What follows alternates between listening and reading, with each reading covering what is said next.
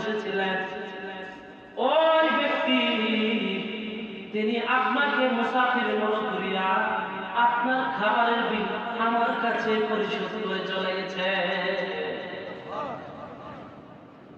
এবার মুসলিম ডাক দিয়ে বলেন, হে হোটেল মালিক, আমি খাবার খেলাম, আমার খাবারের বিল তিনি দিয়ে গেলেন, কিন্তু আমাকে তো একটু বললেন না। মানুষ মানুষের উপকার করলে তো একটু বলে যে আমি তোমাকে এটা দিয়েছি, এটা দিলাম, এটা দিব, কিন্তু তিনি আমাকে তো কিছু বললেন না। এবার হোটেল মালিক ডাকতে বললেন, মুসাফির ভাই, ওই ব্যক্তি আপনার কাছে ধন্যবাদ পাওয়ার আশা রাখেন না, তিনি আশা রাখেন মহান আল্লাহর কাছে, তিনি যেন হাসর কিয়ামতের দিন মুসাফিরকে খানা খাওয়ানোর সব তার আমলনামায় দেয়। যার কারণে আপনাকে ধন্যবাদ পাওয়ার আশাও সে রাখেন না। আপনাকে কি ধন্যবাদ আপনি দিবেন? আপনি কখনো ধন্যবাদ দিবেন?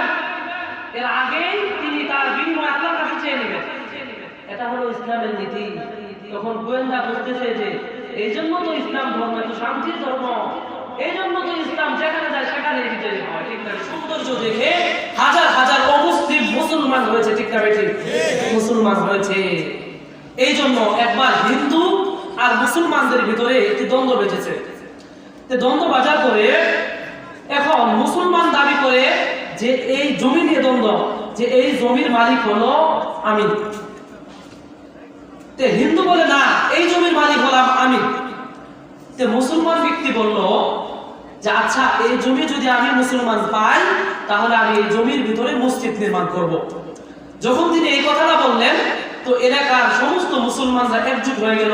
যেহেতু মুসলমান, এখানে আল্লাহর ঘর হবে, সেহেতু মুসলমানদের পক্ষ নেওয়া উচিত। এইভাবে মুসলমানদের দল ভারী হওয়াতে হিন্দুরাও দল ভারী হয়ে গেল। এই বিচারটা একটা বাদশাকে দেওয়া হলো। বাদশাটা ছিল অমুসলিম। বাদশাকে দেওয়ার পরে বাদশাহ ছিলেন অনেক বুদ্ধিমান। তিনি ভাবলেন যে একটা বিষয় নিয়ে এত বড় মামলা হয়েছে, এত বড় ভেজাল বিষয়, একটু নড়াচড়া যদি হয় তাহলে বড় সমস্যা হয়ে যাবে।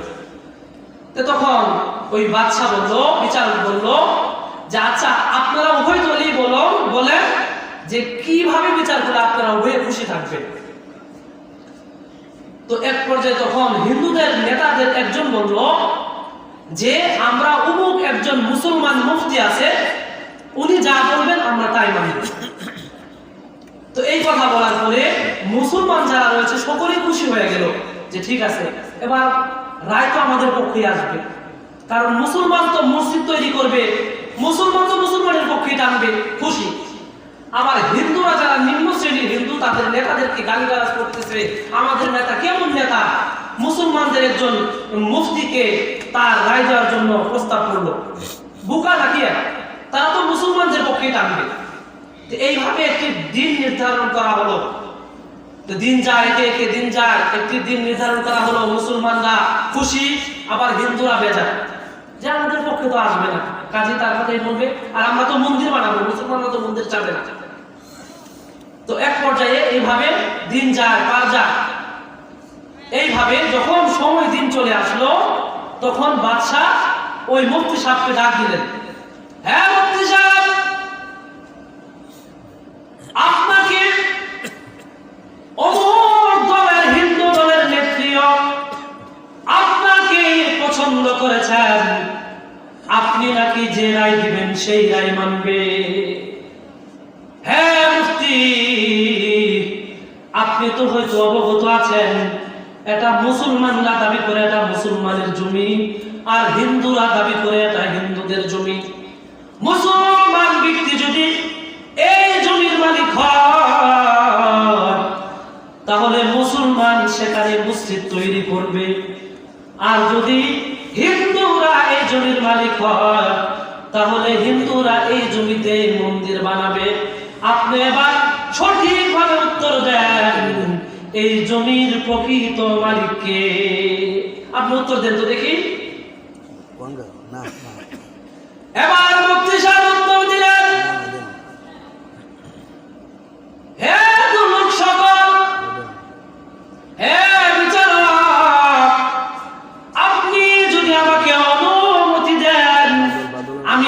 একটি রায় দিয়ে দিব। কি রায়?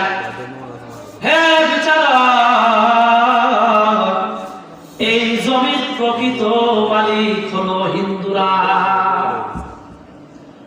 এবার সমস্ত মুসলমান সেখানে বসা। এবার সেই বিচারক আরেকটু আগিয়ে জিজ্ঞাসা করলেন, হে মুফতি সাহেব, আপনি যে বললেন হিন্দু জমি, হিন্দু যদি জমি পায়, হিন্দুরা তো এখানে মন্দির সারা কিছু বানাবে না। তখন মুফতি সাহেব বললেন, হে বিচারক, হিন্দুদের জমিতে যদি হিন্দুরা মন্দির বানায়, চাই বাড়ি বানাইতে পারবে, কোনো বাধা নাই, কারণ সেই জমির মালিক হলো হিন্দুরা। এইভাবে যখন রায় দিয়ে দিল, সমস্ত মুসলমানদের মুখ কালো হয়ে গেল, হিন্দুরা খুশি হয়ে গেল। কিন্তু হিন্দুদের মনের ভিতরে এমন একটি ধাক্কা দিয়েছে, যখন বিচারক রায় দিয়ে দিল ঠিক আছে এই জমির মালিক হলো হিন্দুরা, এইভাবে যখন মুফতি সাহেবের কথা অনুযায়ী ওই বিচারক রায় দিয়ে দিল, এবার ওই সমস্ত হিন্দুরা বলল, হে বিচারক, আপনার রায় শেষ হয়েছে, কিন্তু আমরা একটা সিদ্ধান্ত নিয়েছি। কারণ ওই বিচারক তার সিদ্ধান্ত শোনার আগে ওই বিচারক ডাক দিয়ে বললেন, সুন্দর একটি কথা বললেন, হে লোক সকল, আজকের এই বিচার কার্যে যদিও মুসলমানরা পরাজয় লাভ করেছে, পরাজয় হয়েছে, কিন্তু আজকের এই বিচারে ইসলামের জয় হয়েছে। বলেন না সুবহানাল্লাহ। কারণ এখানে মুফতি সাহেব কোনো পক্ষপাতিত্ব করেন নাই, যা সত্য তাই বলেছেন, দলের ভালোবাসা দেখান নাই। এই কথা যখন ওই বিচারক রায় দিল, এবার অন্যান্য হিন্দুরাও বলল, হে বিচারক, আপনার সিদ্ধান্ত তো শেষ, আমরা সকল হিন্দুরা সিদ্ধান্ত নিয়েছি, ইসলামের এই সুন্দর কথা শুনিয়া, ইসলামের এই নীতি দেখিয়া আমরা সমস্ত হিন্দুরা মুসলমান হইয়া ওই জায়গায় আমরা নিজের হাতে মসজিদ তৈরি করব। তাহলে কি ইসলামের সৌন্দর্য নাই? ইসলামের দেখছেন ব্যবস্থা কত সুন্দর। ইসলাম মানুষকে, ইসলামের মতো শান্তির ধর্ম নাই, এক কথাই বলা যায়। আজকে ইহুদি খ্রিস্টান অমুসলিমদের ভিতরে দেখবেন এই নীতি নেই, মায়া মমতা নেই, মহাব্বত ভালোবাসা বলতে কিচ্ছু নেই। একবার এক ব্যক্তি নাকি তার দেশ থেকে কিছু আম পাঠিয়েছে তার মা, তে আমগুলো সে নিজেও খেয়েছে এবং পাড়াপড়শি যারা রয়েছে মুসলিম তাদেরকেও দিয়েছে।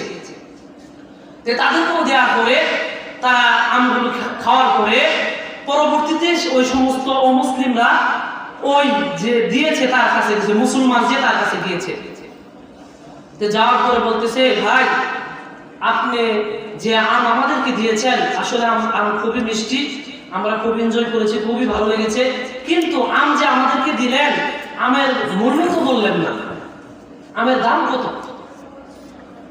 তার মানে তাদের ধর্মে মানুষকে যে হাদিয়া দেয়, ইসলাম যে মানুষকে বলে যে ভাই তুমি আমার আমটা খাও, তোমাকে দাওয়াত করে খাওয়ায়, মানুষকে কত কিছু দেয়, কিন্তু তাদের ধর্মে, তাদের কৃষ্টি কালচারে মানুষকে দেয়, এমনিতে দেয়, এটা বুঝেই না, যার কারণে তাদেরকে খাওয়ার জন্য উপহার দিয়েছিল, তারপরে সে এসে বলল কি যে এটার মূল্য কি। তাহলে দেখেন তাদের ধর্মে কি সৌন্দর্য আছে, শান্তি আছে? আমাদের ধর্মে একমাত্র শান্তি আছে। যার কারণে একবার এক ইহুদি বলতেছে, হে গুপ্তচর, এক গোয়েন্দাকে বলল, হে গোয়েন্দা, যাও তো দেখি মুসলমান দেশে তারা সব জায়গায় বিজয়ী হয়, সব জায়গায় তাদের এত শান্তি, কারণটা কি? যাও তো দেখি। এইভাবে গোয়েন্দা ব্যক্তি সেই দেশে গেল গোপনে গোপনে, গুপ্তচর। যাওয়ার পরে ওই গোয়েন্দা ব্যক্তি ওই মুসলমানের দেশে যখন গেল, অনেক ক্লান্ত হয়ে গিয়েছে, খিদা লেগেছে, ওই গোয়েন্দা ব্যক্তি গুপ্তচর একটি হোটেলের ভিতরে খাবার খেতে গিয়েছেন। তিনি টেবিলে বসেছেন, খাবার খাচ্ছেন, কিন্তু পাশে একজন ব্যক্তি খাবার খাচ্ছে আর ওই ব্যক্তিকে একটু আর চোখে তাকাচ্ছেন, মানে বুঝছেন না, ওই গোয়েন্দা ব্যক্তি হোটেলে এক চেয়ারে বসেছে, আবার ওই মুসলমান যে একজন আছে ওই দেশে মুসলমান, ওই মুসলমানও তার পাশের চেয়ারে বসে আছে। কিন্তু ওই মুসলমান ব্যক্তি ওই গুপ্তচর গোয়েন্দা মুসলিমের দিকে একটু একটু তাকায় আর কিছু বলে না, চুপচাপ খায়। এই অমুসলিমও খায়, গোয়েন্দাও খায়। কিন্তু গোয়েন্দা ব্যক্তি ভাবতেছেন মনে হয় আমার কোনো কারবার খারাপ হচ্ছে, আমার মনে হয় চিনতেছে না, অথবা আমার কোনো ধরনের কোনো সমস্যা হচ্ছে, যার কারণে ওই ব্যক্তি একটু একটু গোপনে গোপনে তাকায়। সে একটু চিন্তাই করতেছে, আচ্ছা ব্যাপারটা কি, এই ব্যক্তি আমাকে কেন দেখে? তো মুহতারাম হাজিরিন, এমনি ভাবে ওই সাথের ব্যক্তি যখন খাবার খেয়ে হোটেল থেকে বের হয়ে চলে গেলেন, ওই গোয়েন্দা গুপ্তচর খাবার খেয়ে তিনি যখন বিল দেওয়ার জন্য হোটেল মালিকের কাছে গেলেন, হোটেল মালিকের কাছে গিয়ে বললেন, হে ভাই বলেন তো দেখি আমার খাবারের বিল কত হয়েছে, কত হয়েছে আমার খাবারের বিল, ভাই একটু বলেন। এবার ওই হোটেলের মালিক বলেন, হ্যাঁ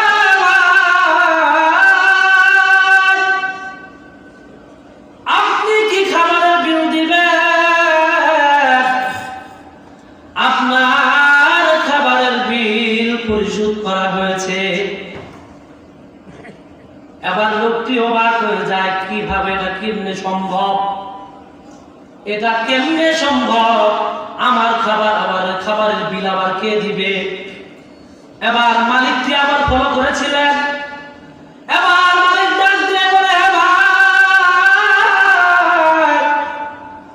আপনি যে চেয়ারে বসেছিলেন সেই চেয়ারের পাশে যে ব্যক্তি আপনার সাথে বসেছিলেন ওই ব্যক্তি তিনি আপনাকে মুসাফির মনে করিয়া আপনার খাবারের বিল আমার কাছে পরিশোধ করে চলে গেছে।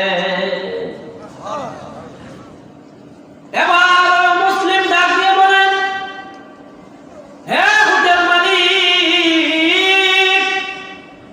আমি খাবার খেলাম, আমার খাবারের বিল তিনি দিয়ে গেলেন, কিন্তু আমাকে তো একটু বললেন না। মানুষ মানুষের উপকার করলে তো একটু বলে যে আমি তোমাকে এটা দিয়েছি, এটা দিলাম, এটা দিব, কিন্তু তিনি আমাকে তো কিছু বললেন না। এবার হোটেল মালিক ডাক দিয়ে বলেন, মুসাফির ভাই ওই ব্যক্তি আপনার কাছে ধন্যবাদ পাওয়ার আশা রাখেন না, তিনি আশা রাখেন মহান আল্লাহর কাছে, তিনি যেন হাসর কিয়ামতের দিন মুসাফিরকে খানা খাওয়ানোর সব তার আমলনামায় দেয়, যার কারণে আপনাকে ধন্যবাদ পাওয়ার আশাও সে রাখেন না। আপনাকে কি ধন্যবাদ আপনি দিবেন? আপনি কতখানে ধন্যবাদ দিবেন? এর আগেই তিনি তার বিনিময় আল্লাহর কাছে চেয়ে নেবেন। এটা হলো ইসলামের নীতি। তখন গোয়েন্দা বুঝতেছে যে এই জন্য তো ইসলাম ধর্ম এত শান্তির ধর্ম, এই জন্য তো ইসলাম যেখানে যায় সেখানে বিজয়ী হয়, ঠিক না? এবার ওই গোয়েন্দা একটু সামনে গেলেন, সামনে গিয়ে একটি কাপড়ের কেনার প্রয়োজন হলো। এক দোকানে গিয়ে বললেন, ভাই আমার একটি কাপড়ের প্রয়োজন। এবার দোকানদার ভাই বললেন, আপনি কোন কাপড়টি ক্রয় করবেন আমাকে বলেন। তিনি একটি কাপড় দেখিয়ে দিলেন। দোকানদার ভাই বললেন, আপনি এই কাপড় নেন, এই দাম, এই দাম, এই দাম বলে আপনি কিনতে পারবেন। এইভাবে যখন কাপড়ের দাম বুঝিয়ে দিলেন, ওই ব্যক্তি কাপড়টা কিনলেন। কিন্তু কেনার আগে ওই দোকানদার ভাই বললেন, হে ভাই আপনি যে কাপড়টা আমার কাছে কিনতে চাচ্ছেন নিবেন, মেহেরবানি করে অমুক দোকানে যান, এই দামি নিয়ে নিবে, এই কাপড়ে দিবে, সমস্যা নাই। ওই ব্যক্তি তার কথা মতো ওই দোকানে গেলেন, সেই কাপড়ে নিলেন, সেই সময় ধরলেন। এবার লোকটির মনে কৌতূহল ব্যাপারটা কেমন ব্যাপার? মানুষ তো কোনো গ্রাহককে ছেড়ে দেন না, এই ব্যক্তি কেন আমাকে ছেড়ে দিলেন? এর ভিতরে রহস্যকে আমি একটু বুঝি। এবার মনের ভিতরে কথা, এবার যে বলেন, হে দোকানদার ভাই, পৃথিবীর ভিতরে কোন দোকানদার তো নিজের গ্রাহককে ছেড়ে দেয় না, আপনি কেন গো আপনার কাপড় না বিছিয়া অন্যের দোকানে আমাকে পাঠাইলে? কেন পাঠাইলে? এবার আপনি বলেন, হে ভাই, আমি আজকে সারা দিনের ভিতরে অনেক বেচা কিনে করেছি, আমার পর্যাপ্ত পরিমাণ লাভ হয়েছে, এই দিয়ে আমি আমার বিবি বাচ্চা নিয়ে সংসার করতে পারবো। কিন্তু সামনে ও আমার ভাই সারাদিন বিছি একটা বেচা কিনা করতে পারে নাই, আমি চাই আমার ওই ভাই কিছু বিক্রি করিয়া তার সন্তানগুলো নিয়ে সুখ শান্তিতে জীবিকার ব্যবস্থা করুন। গোয়েন্দা আবার বুঝতেছে, এই জন্য তো ইসলামের বিজয়। এই জন্য বলা হয়, তাহলে আমরা ইসলাম ধর্মে এসে খুশি না বেজা? অনেক খুশি, খুশি বলার শেষ নাই ভাই। এই জন্য মুহতারাম হাজিরিন, তাহলে কি আপনি এই ইসলামকে যেমন তেমন মানুষের দলের কারণে, আত্মীয় স্বজনের কারণে ইসলাম ছেড়ে যাবেন? বন্ধুর কারণে, আত্মীয়তার কারণে, রাজনীতির কারণে কোনো কারণে ইসলামকে ছাড়তে পারবেন না। যদি ছাড়েন তাহলে কবরে গিয়ে ধরা পড়বেন, যেখানে থেকে ফিরে আসার আর কোনো সুযোগ নাই।